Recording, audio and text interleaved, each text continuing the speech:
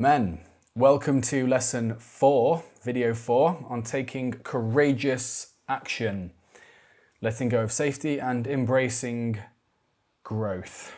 In this lesson, we are all about action. But don't worry, I'm not going to leave you high and dry and just say, look, go out there, take action. It's too vague.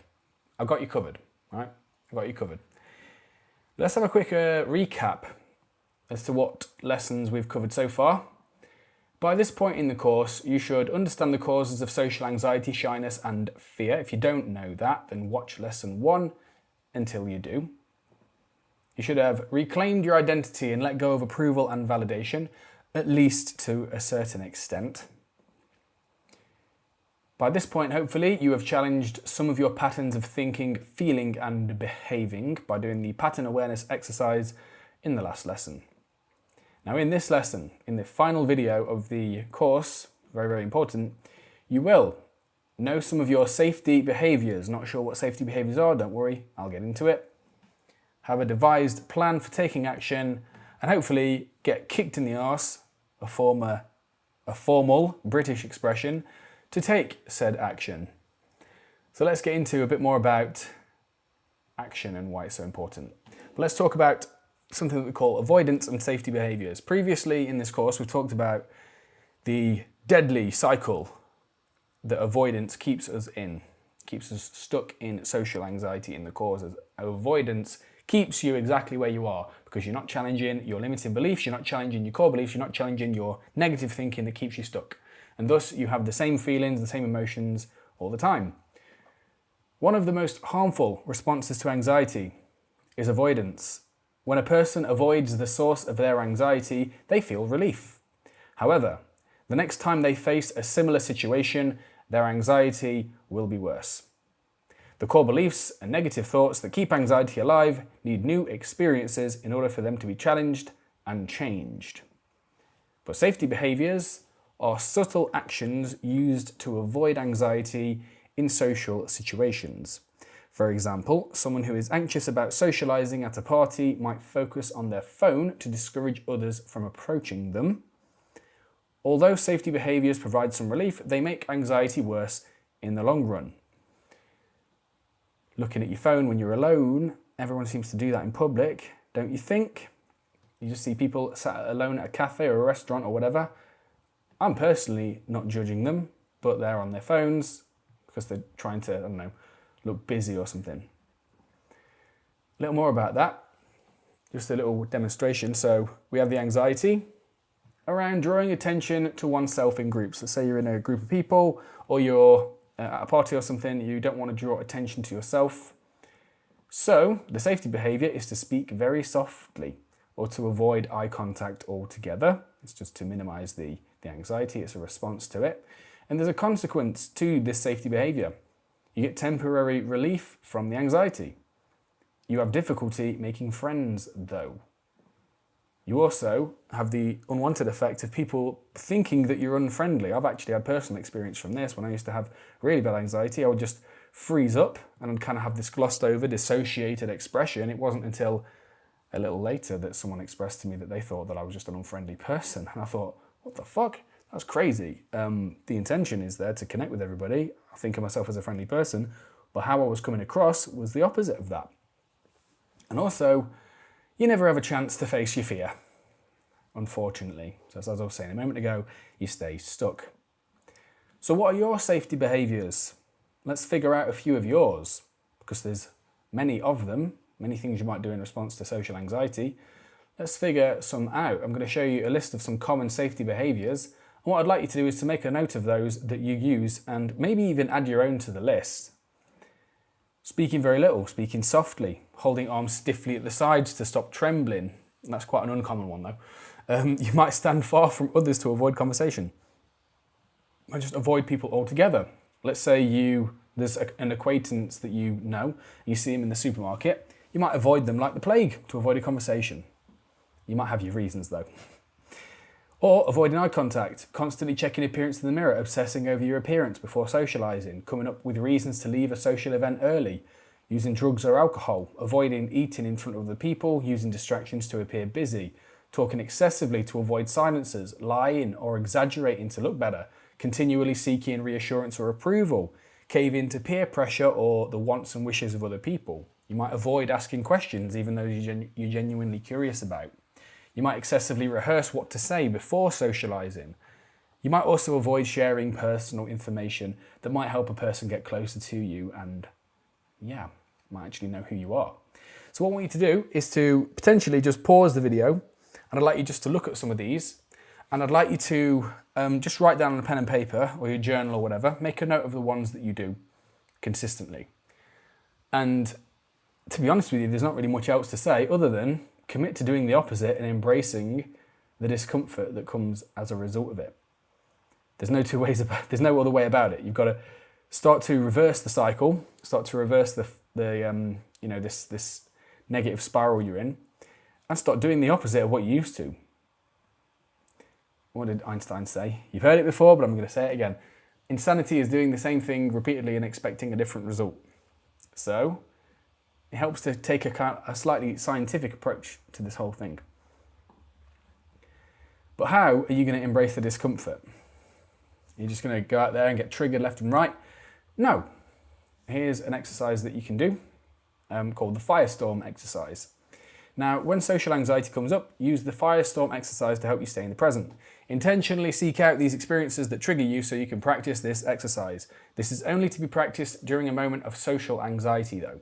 So step one, let's say you're at a party, you're feeling triggered. You're feeling your core beliefs of being a loser, being boring, not being interesting, other people being threatening. Those core beliefs are getting triggered.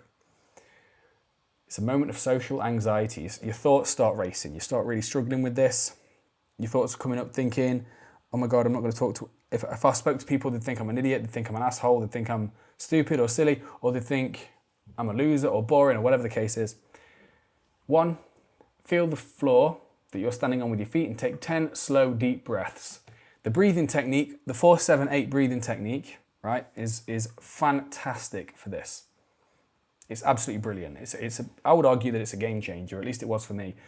So if you're not sure about that, then you can check on YouTube, 4-7-8 breathing technique.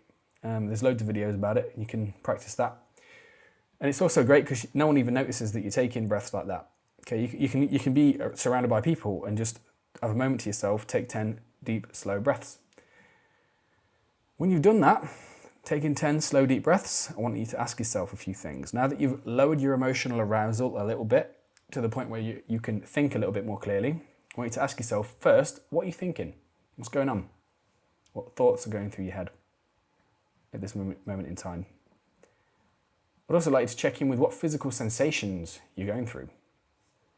Is it a sweaty palm scenario? Are you feeling the butterflies of doom in the chest? Are you feeling this like really anxious feeling right in the center of your chest? Are you feeling a little bit dizzy, a little bit lightheaded, perhaps? Also, I'd like you to ask yourself, what behaviors would you like to do? It might be the case that you might want to leave the party altogether. You might want to get out of the situation. You might want to speak softly. You might want to clam up and be quiet. Alternatively, a lot of guys go the other direction. They're actually socially anxious, but because they don't want to freeze up, they go overboard in the other direction and overcompensate, being like a clown or the court jester or an entertainer. And I know this because this used to be my go-to. In fact, it still is. It's like the thing that I default to the most easily. It's just like, when I'm feeling really nervous, I'm just going to entertain everybody because then I can get the approval that I'm seeking in the form of like laughter or smiles or whatever. And then I can avoid these feelings. So yeah, it can go both ways. Now I'd like you to ask yourself, do my thoughts and feelings make sense in this given situation? Is there evidence for them, or am I just making a bunch of assumptions? Are anxieties and experiences from the past or future predictions influencing my reaction? And lastly, I ask you to align your responses with what the present moment demands of you. You're in a party, think of the context, think of the environment. The intention of a party is kind of celebration of life, really. It's celebrating, it's enjoying, it's like mingling, being around people, and it's just also just chilling out, relaxing. So That might be what the present moment demands. It's like, okay, well, I'm just going to ease up, I'm going to chill out a little bit, etc. So that's the firestorm exercise, just a little something you can take into a socially anxious scenario. Now, I'm going to talk a little bit about another exercise, because what we talked about there is the safety behaviours of these social interactions that you're having just in the course of your day, maybe at a party or whatever. I keep saying party. There's other examples, I swear, but it's just on the mind at the moment. But it might be the case that you're not really putting yourself in situations that trigger you. You're avoiding them altogether. It might be that the anxiety has gotten so strong, or at least it's shaped your life over time to such a point where your life is a lot smaller than it used to be. Like your bedroom has become your prison. You don't really go out there very often. You don't really meet new people very often. You don't meet women very often. You're not going to events. You avoid them altogether. It might be the case, right?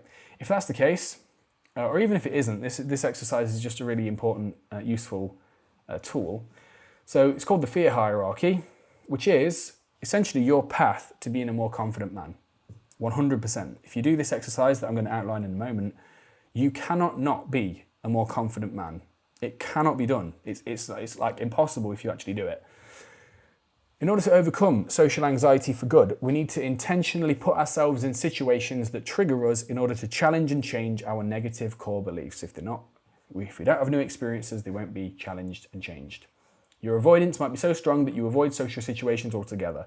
If this is the case, it helps to get clear on what situations cause fear in you, rank them in order of the intensity of that fear, and then start to work your way up the ladder you've created. This exercise is called the fear hierarchy. Let me give you an example. Dancing while sober and around other people. Fear level might be 9. 10 in this case would be like a panic attack.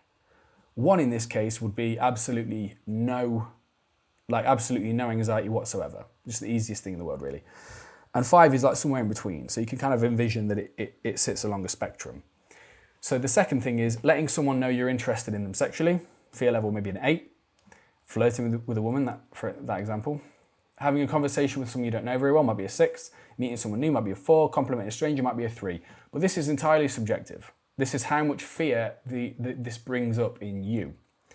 Go with it hypothetically, because there might be some situations you put yourself in that actually you think they're going to be more scary than they are, but you've never done them before. So, but actually when you do them, your fear level is lower than you expected. And sometimes it's higher. But yeah, this is just an example of that. I'm going to support you by giving you a sheet to sort of fill out with all the details on it for this. Well, that's the fear hierarchy. Another few things about this. The idea is to pick an activity and expose yourself to it until the anxiety lessens, and then move on to another activity. Keep working your way up the ladder until you're a more confident man. Can you see how this is impossible? It's impossible that this would not work. You can use the pattern awareness exercise from lesson 3 to document your progress and to challenge your patterns of thinking, feeling, and behaving as you do this as well. So if you go out there and put yourself out there, using your fear hierarchy, you can use the experiences you have, put them in your pattern awareness exercise, and start challenging your thoughts and beliefs in conjunction with the actions themselves. Taking courageous action is the number one thing that most men will never do. Unfortunately, the majority of men will stay put in the same position that they've been in for a while. They won't put themselves out there very much. In fact, they'll almost feed and construct this sort of excuse, all these excuses and these potential explanations and reasons and whatnot. Why they're just not a more confident person in their own skin. This is also the number one reason why most men stay stuck in cycles of low social confidence, low self-confidence, feeling like they don't know who they are. This is also the number one reason. So if you do anything, if there's nothing else you do other than taking action, you'll still get results. Now remember, it's not about getting a good result from any interaction. It's not like you go and talk to someone or give a compliment to a stranger and it's like, if the stranger responds positively, I've won, and if the stranger responds negatively, I've lost and I'm a bad person or whatever. That's not the case. I want you to take reclaim your power and sense of self-worth by bringing it back to the self. And you do that by remembering that what matters most is showing up, taking the bold step and taking the fucking action. It's not about the result. It's not about what they say or do or whatever. You can't control that, ever. You can only control what you do, how you respond to what comes up. Okay? So I want you to remember that. As Woody Allen once said, 80% of life is just showing up. 80% of life is just showing up. So remember that. So that was video lesson 4 of the Overcome Social Anxiety course. There'll be another video recapping and concluding everything, but I hope this course has been useful for you. And yeah, I really do sincerely hope that you take some of the lessons that we've talked about, and I hope you apply them. I just hope that some of the things that you've gone through is new for you. I hope that some light bulb moments have gone off, and I hope this has inspired you that if you've been experiencing low social confidence as a man for so long, then you can overcome this problem. You really, really can. I'm living proof of that, even though I still have goals and things that I struggle with. But yeah, for the most part, I've overcome this. And my clients do also, all the time. I have many clients, most of which are coming to me for social anxiety now. So I guess I just want to say as well, if you have gone through this course and you are sold, but you still need some help, you need some individual support for this, check out my website, www.thecourageousman.co. Reach out, check out my stuff, and book a call. The call is free. It's 45 minutes long. I book out 45 minutes, sometimes an hour, where we're just going to talk about you. We're going to talk about what you struggle with your confidence, why you specifically struggle. We're going to whip up a plan for you specifically. Going to give you the personal support that you need to become the most confident, authentic, attractive even, version of yourself as a man, and stop feeling like you have to hide from the world so much. The world really is waiting for you. The world's waiting for you. The world is like, let's see you. But it can take real support to reach that point, can't it? So yeah, reach out to me, book a call. If not, I'll see you soon. Check out my YouTube channel and the rest of it. Hope this has been useful, and yeah, take care of yourself.